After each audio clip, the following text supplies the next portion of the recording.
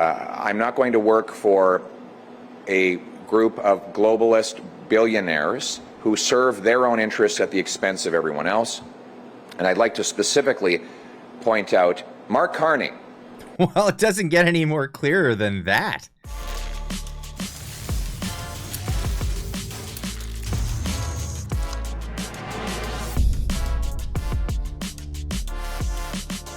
Ladies and gents, welcome back. Marc Carney is at the top of the headlines as he is the frontrunner at the current moment anyway for the Liberal leadership race, because of course we're waiting around for the Liberals to pick a leader to become the third place in Canadian politics. Or is that actually still going to be the case? Now, he's being railed on our national media, saying he's not an outsider. He went on Jon Stewart's show to tell everybody that he was some sort of outsider.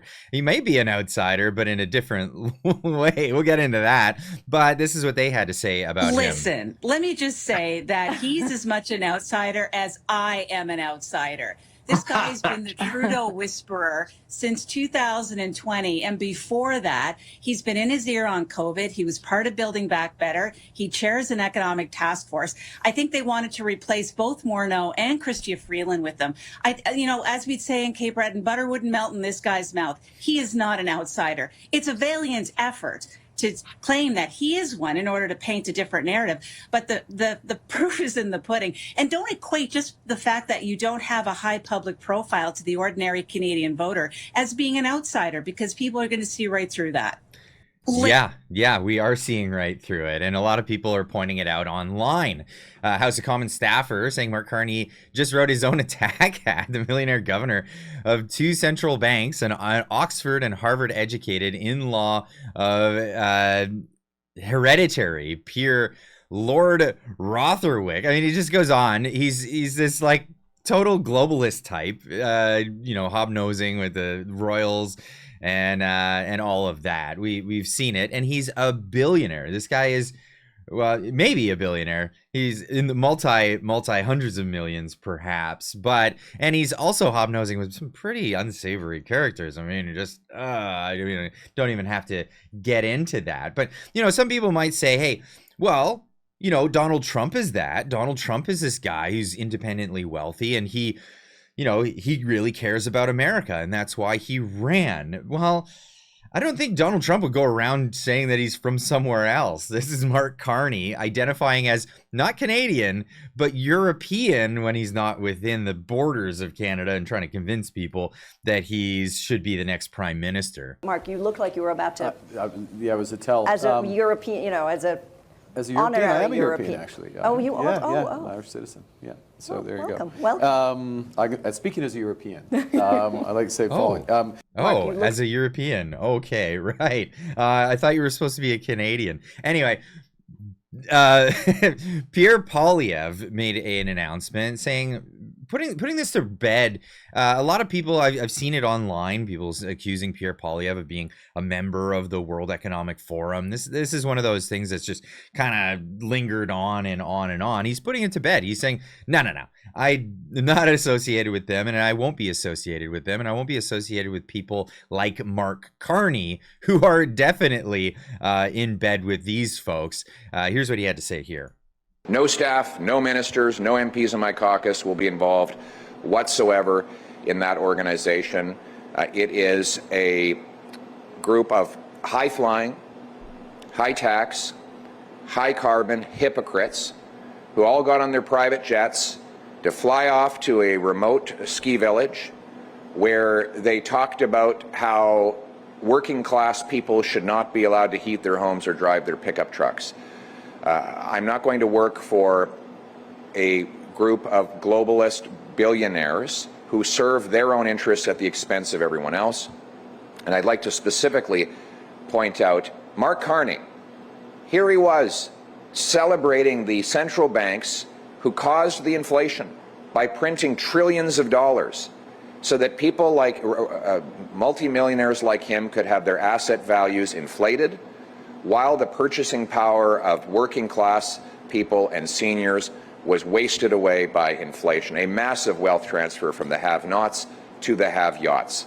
a common sense conservative government will bring home control of our democracy to this country, and it's not just on that issue. We will ban the IRGC to end the interference of the 700 agents that are operating in this country on behalf of the terrorist regime in Tehran, and that's according to Global News.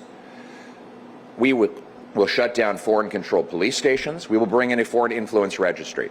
We will bring home control of our democracy, and we'll make this a country that works for its people, the common people, and the common sense of the common people, united for our common home. Thank you. How could you argue with that? Marc Nixon putting this out there on X, saying Pierre Poilievre absolutely obliterates the World Economic Forum and the liberal leader in waiting, Mark Carney, calls out the wealth transfer from the have-nots to the have-yachts.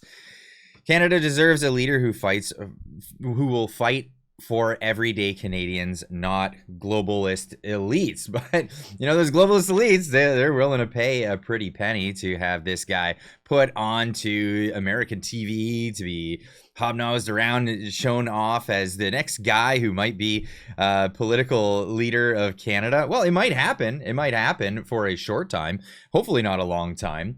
But this is the reality. Now, Marty up north put this out on X, and don't forget to tune in this evening. Marty and I do a show every week. It's live now on Wednesday evenings. Tune into that. That'll be at 6:30 Pacific time or 9:30 Eastern tonight. Serious question, he says.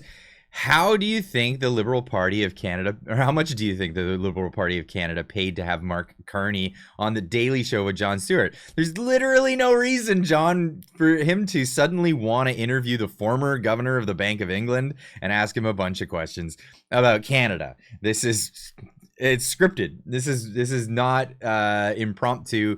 This isn't for any other reason other than to promote Marc Carney. And why in America is so absurd. It's bizarre, but this is where it's going. Now, how long will he be the Liberal leader if he wins? That's been called into question.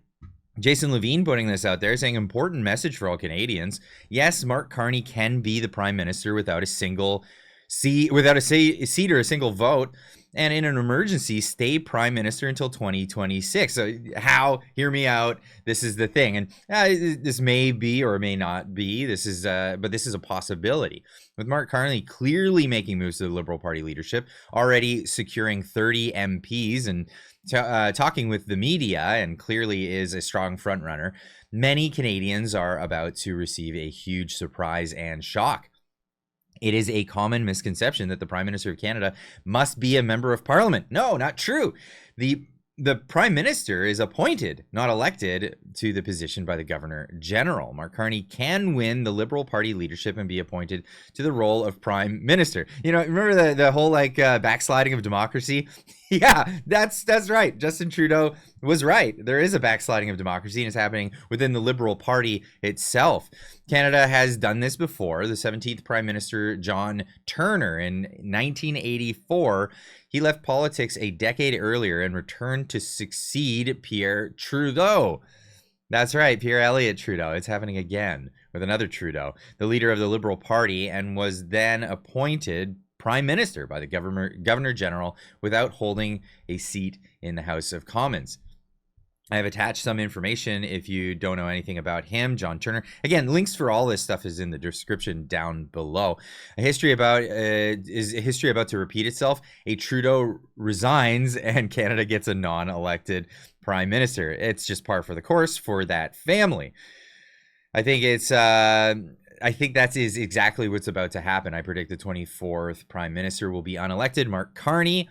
Also, did you know that constitutionally in Canada, in terms can be up to 5 years, making the next forced election date September 20th, 2026.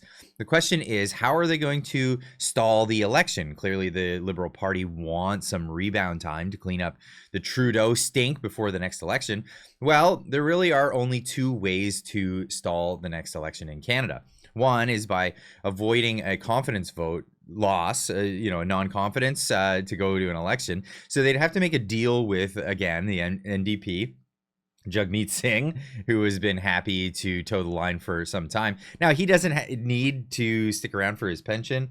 He could lose his seat and be happy and off, riding off into the sunset with all our tax dollars, or delaying the election in an emergency. This includes economic emergencies, such as the U.S. president threatening economic force and imposing harmful tariffs against Canada. I think the real harmful thing would be the Liberal Party being in power still, because the only caveat is to just clean up the border, and then those tariffs are non-existent. Why would we unnecessarily need to go into a trade war?